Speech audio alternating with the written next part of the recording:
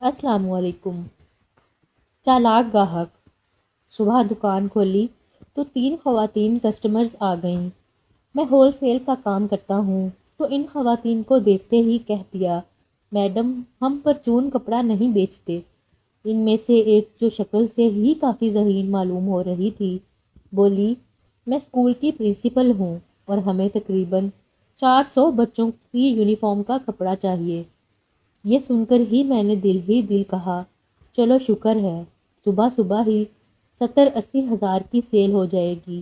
اور ان کو بیٹھنے کا کہا اور ان سے ان کا مطلوبہ کپڑا اور کلر پوچھا۔ جو کلر اس نے دکھایا وہ میرے پاس کافی تعداد میں موجود تھا۔ کلر اور کپڑا پسند کروانے کے بعد میں نے ان سے ریٹ طے کیا اور ملازم سے کہا، جلدی سے 3 گلاس فریش موسمی جوس کے لے آؤ۔ ریٹ بھی طے ہو گیا۔ میں نے پوچھا، میڈم کتنے میٹر کا بل بنا دوں؟ اتنے میں جوس بھی آ گیا۔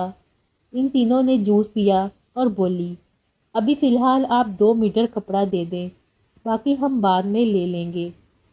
میں نے کہا، میڈم آپ نے تو 400 بچوں کا یونیفارم لینا تھا، اب یہ کیا؟ وہ بولی، ابھی یہ باقی ٹیچرز کو بھی دکھانا ہے۔ کافی بحث کے بعد انہوں نے وہی 200 روپے کا کپڑا لیا اور چلتی بنی۔